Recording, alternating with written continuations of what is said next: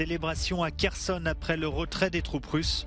L'armée ukrainienne s'emploie désormais à sécuriser la capitale régionale du sud du pays.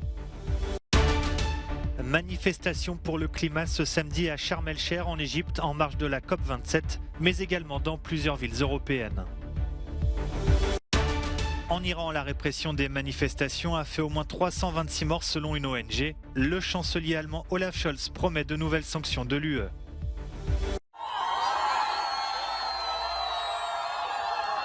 Des habitants de Kherson se sont rassemblés sur la place principale de la ville ce vendredi pour célébrer le retrait des troupes russes.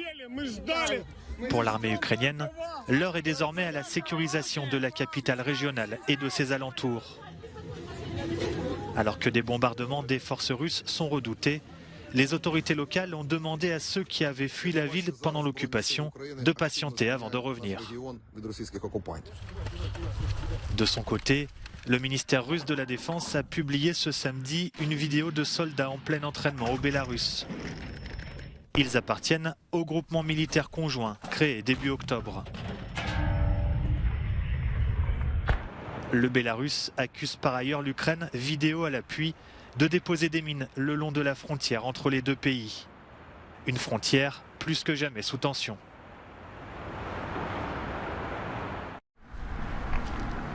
Depuis quelque temps, la rumeur grandissait, c'est désormais confirmé, Banksy a bien réalisé au moins une œuvre en Ukraine. Le célèbre artiste britannique a reconnu être l'auteur d'une œuvre peinte au pochoir, celle d'une gymnaste en équilibre sur des gravats à Borodianka, petite commune située au nord-ouest de Kiev. D'autres œuvres du même style font toujours l'objet de spéculations.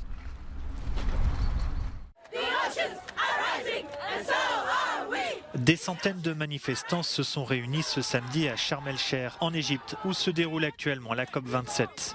Ils demandent la fin de l'utilisation des combustibles fossiles et la prise en charge des dommages causés par le changement climatique par les pays qui en sont le plus responsables.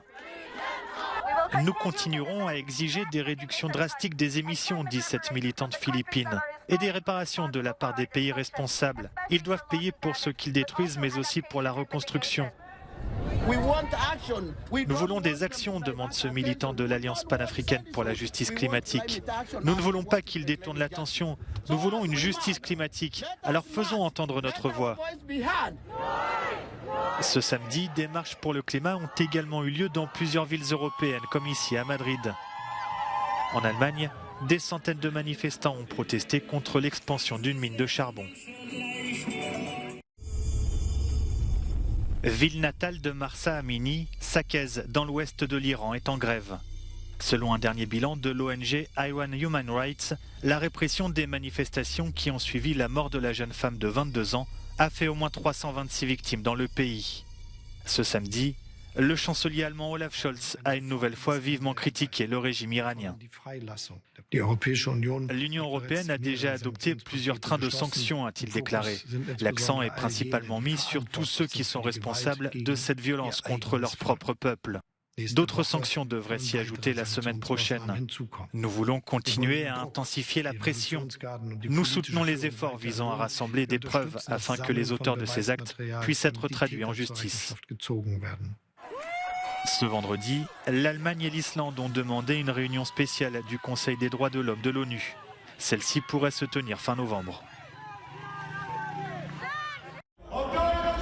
À Tirana, la capitale de l'Albanie, des milliers de personnes ont participé à une manifestation à l'appel des partis d'opposition. Au cœur de la grogne, l'augmentation du coût de la vie et la politique menée par le gouvernement actuel dirigé par le Premier ministre Edi Rama. Un important dispositif policier a été déployé dans la capitale et plusieurs axes routiers étaient fermés. Trafic perturbé à l'aéroport de Valence en Espagne ce samedi. Les violents orages qui se sont abattus dans la région ont contraint à la suspension de tous les décollages et atterrissages pendant plusieurs heures. Les pistes étant inondées, près de 40 vols ont dû être réorientés vers d'autres aéroports ou annulés. Le trafic ferroviaire et plusieurs lignes de métro ont également été affectées.